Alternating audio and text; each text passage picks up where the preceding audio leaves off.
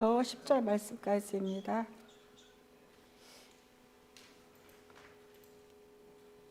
그러므로 그리스도께서 세상에 오실 때에 하나님께 이렇게 말씀하셨습니다.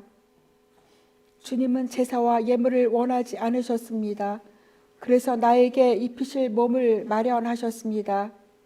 주님은 번제와 속죄제를 기뻐하지 않으셨습니다. 그래서 내가 말하였습니다. 보십시오, 하나님, 나를 두고 성경에 기록되어 있는 대로 나는 주님의 뜻을 행하러 왔습니다. 위에서 그리스도께서 주님은 제사와 예물과 번제와 속죄제를 원하지도 기뻐하지도 않으셨습니다 하고 말씀하셨습니다. 이런 것들은 율법을 따라 드리는 것들입니다. 그 다음에 말씀하시기를 보십시오.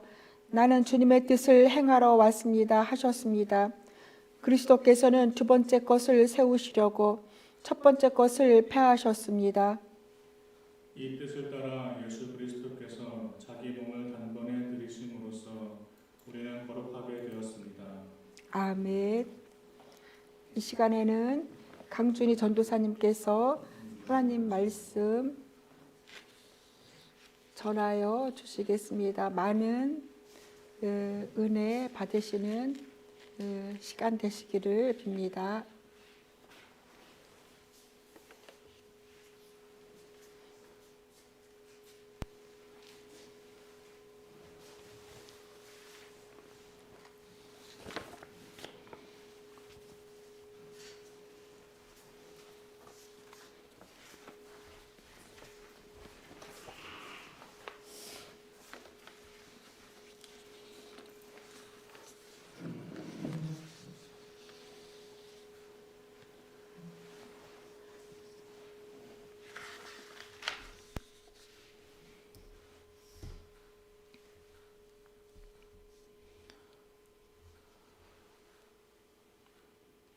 제사는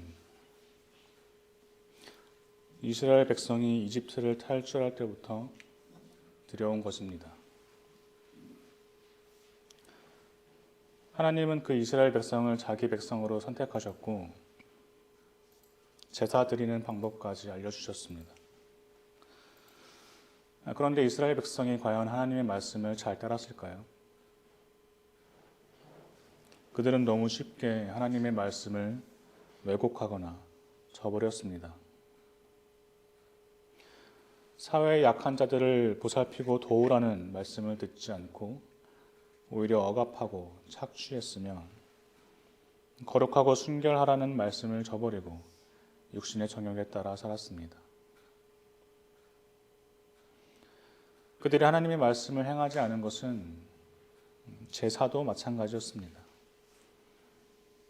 하나님 자신을 위하여 드리라는 제사를 오히려 다른 신들을 위해서 빌기도 하였고 심지어는 자신들의 자녀들까지 제물로 바치면서 제사를 드리는 일까지 일어났습니다. 예레미야 7장에서 하나님은 이스라엘 백성이 자신의 아들, 딸을 불태워 바치기 위해 산당을 쌓았는데 나는 그것을 명하지도 않았고 상상조차 해본 적 없다 고 말씀하시면서 한탄하셨습니다. 이제 더 이상 제사를 드리고 하나님께 예물을 바치는 행위는 하나님의 말씀을 따르는 것도 하나님이 원하시는 것도 아니게 되었습니다. 이사야 1장에서 다시는 헛된 재물을 가져오지 말아라. 다 쓸모없는 것들이다. 분향하는 것도 나에게는 역겹다. 너희는 악한 일을 그치고 억압받는 사람을 도와주어라. 고 말씀하셨습니다. 예물은 헛된 것이 되었고 제사는 하나님께 역겨운 것이 되었습니다. 하나님께서 바라셨던 것은 이스라엘 백성이 하나님의 말씀을 잘 행하는 것이었는데 그들은 하나님의 말씀을 잘 행하지 못했습니다. 제사를 규정하신 하나님께서 더 이상 제사와 예물을 원하지 않으시게 되었습니다. 오늘 말씀은 그리스도가 이 땅에 오신 이유가 바로 그것 때문이라고 말합니다. 오늘 본문 5절의 말씀은 예수님이 이 땅에 오실 때 하나님께 다음과 같이 말했다고 이야기합니다. 주님은 제사와 예물을 원하지 않으셨습니다. 그래서 나에게 입히실 몸을 마련하셨습니다. 하나님이 더 이상 제사와 예물을 원하지 않으셨을 때 그분은 사람의 몸을 마련하셨습니다. 그것은 말씀으로 하나님 곁에 계셨던 그 아들 예수님이 입고 이 땅에 내려오실 몸이었습니다. 그것은 의식적으로만 하나님께 제사를 드리는데 열심인 사람들에게 무엇이 과연 하나님의 말씀을 행하는 것인지 본이 되시기 위함이었습니다. 오늘 본문 6절 역시 같은 어조로 주님은 번제와 속죄제를 기뻐하지 않으셨습니다라고 말합니다. 번제와 속죄제는 율법으로 행해지는 모든 제사를 말하기 위한 대표적인 제사를 말한 겁니다. 번제는 하나님께 제물 전부를 불살라 바치는 제사입니다. 이것은 하나님을 기뻐하시게 하는 제사였습니다.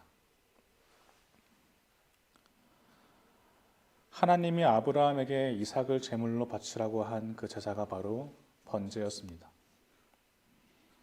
이것은 아브라함의 믿음을 시험하시려고 한 것이었고 아브라함은 깊은 고뇌에 찬 모습을 보여주면서도 하나님의 말씀에 순종했습니다. 그리고 아브라함이 이삭을 바치려는 그 순간 하나님께서 아브라함을 멈추게 하시고 미리 준비하신 제물을 대신 번제로 바치게 하셨습니다. 아브라함의 번제가 순종의 모델이라면 사울의 번제는 반대로 불순종의 모델이었습니다. 하나님께 택함받은 이스라엘의 초대 왕 사울은 전쟁터에 나가기 전에 번제를 드리고자 했습니다. 그러나 제사를 드려줄 제사장 사무엘이 아무리 기다려도 오지 않자 자기 마음대로 번제를 드립니다. 뒤늦게 도착한 사무엘은 그 모습을 보고 사울이 하나님의 말씀대로 행하지 않았다고 책망합니다. 번제의 형태가 어떻든지 제단에 올라가는 제물이 어떻든지 하나님은 관심이 없었습니다. 다만 하나님은 그분의 말씀을 잘 지켜 순종하는지를 보십니다. 번제가 제물 전부를 불살라 하나님을 기쁘시게 하는 제사라면 속죄제는 사람이 지은 죄를 용서받기 위하여 드리는 제사입니다. 또한 속죄제는 번제처럼 제물을 다 불살라 태워버리는 것이 아니라 고기와 같은 일부는 남겨서 제사장이 가져갔습니다. 엘리 제사장의 아들들이 더럽힌 제사가 바로 이 속죄제였습니다. 사람들이 제물을 가져오면 엘리의 아들들이 하나님께 제사가 채 드려지기도 전에 고기를 뺏어와 먹어버렸습니다. 제사 전에 가져다 먹든 제사 후에 가져다 먹든 고기는 고기일 뿐이지만 중요한 것은 하나님 말씀대로 행하지 않았다는 것입니다. 또한 호세아 4장에서 하나님은 말씀하시기를 그들은 내 백성이 바치는 속죄 제물을 먹으면서 살고 내 백성이 죄를 더 짓기를 바라고 있다고 하였습니다. 제사장들의 입장에선 속죄제를 많이 드리면 드릴수록 자신들이 가질 몫이 많아지니 백성들이 죄를 더 지어서 속죄할 일이 더 많아지기를 바랐다는 것입니다.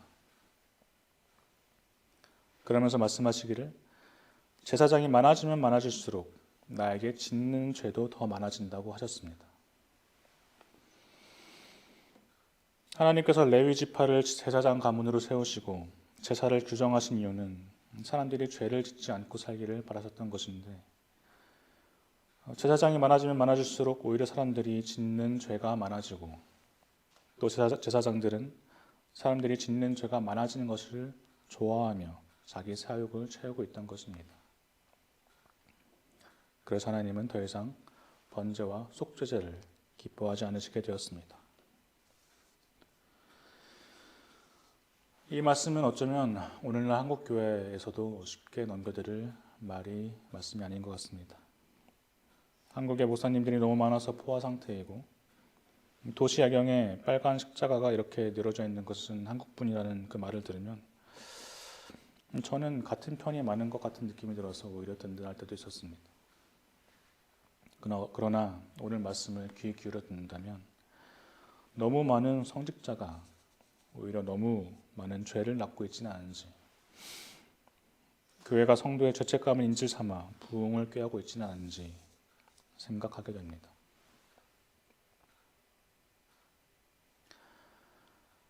하나님께서 제사와 예물과 번제와 속죄제를 더 이상 원하시지도 기뻐하시지도 않게 되었습니다. 본문 8절에 히브리서의 저자는 이 말씀을 두고 설명하기를 이런 제사와 예물, 번제와 속죄제는 율법에 따라 드리는 것이라고 하였습니다. 여기서 율법을 부정적으로 말하고 있는 듯하지만 사실 히브리서는 율법 자체를 나쁜 것으로 보기보다는 사람들이 온전히 지키지 못한 율법을 완전하게 하려 합니다. 본문 7절에서 예수님께서 하나님께 말씀하시기를 보십시오 하나님 나를 두고 성경에 기록되어 있는 대로 나는 주님의 뜻을 행하러 왔습니다 라고 하였습니다. 히브리서의 저자는 여기서 시편 40편의 말씀을 인용하고 있고 이 시편에 쓰였던 시대의 성경이라는 것은 율법을 가리킵니다. 그래서 여기 성경에 기록되어 있는 대로 주님의 뜻을 행하러 왔다는 말씀은 율법을 온전히 행하러 왔다는 말씀입니다. 이스라엘 백성이 하나님께서 율법으로 정해주신 제사를 온전히 행하지 못했습니다. 그래서 하나님께서 더 이상 제사를 원하시지 않게 되셨고 이제 예수님께서 율법을 온전히 행하러 오셨고 온전한 제사를 드리게 되었습니다.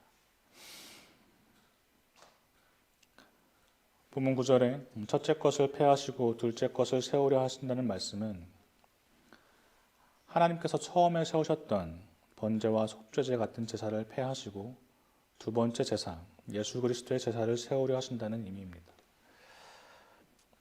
예수 그리스도의 제사, 번제나 속죄제와 비교되는 예수 그리스도의 제사는 본문에서 말하고자 하는 핵심이고 예수님이 이 땅에 오신 이유를 말합니다. 히브리서의 가장 큰 목표는 예수 그리스도를 대제사장으로 세우는 것입니다. 예수님 이전에 있었던 제사장들은 하나님께서 임명하신 레위 계통의 제사장입니다.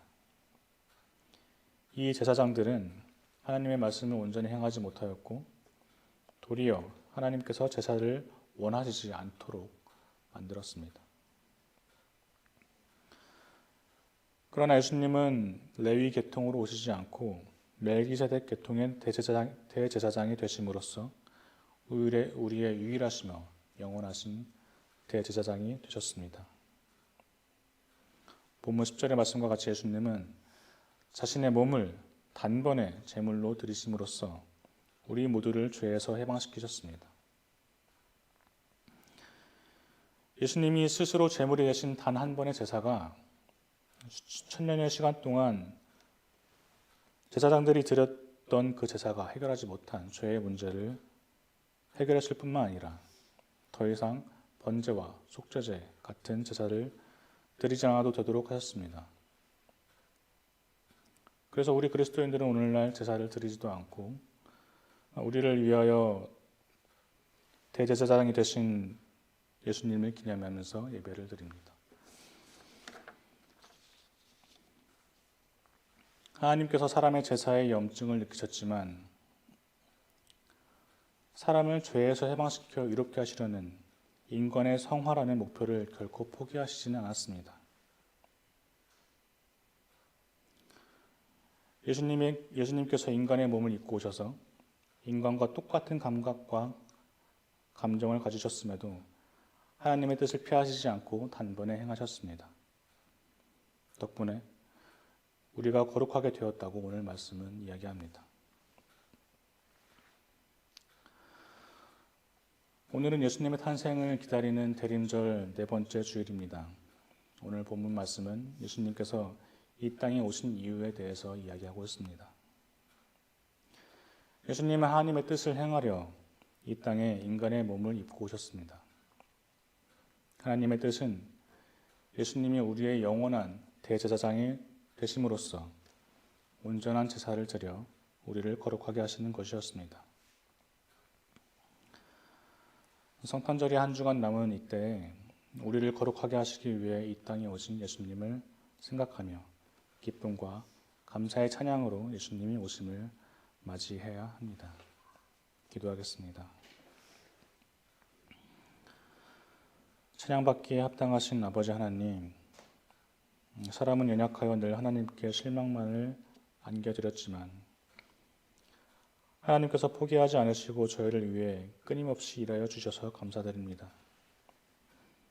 사랑의 예수님, 하나님의 뜻을 온전히 행하시기 위하여 또 저희를 위하여 인간의 몸을 입고 이 땅에 오셔서 감사드립니다. 예수님의 탄생을 기다리고 기념하는 대림절에 주님을 찬양하오니 저희를 위하여 오시옵소서. 예수 그리스도의 이름으로 기도드립니다. 아멘.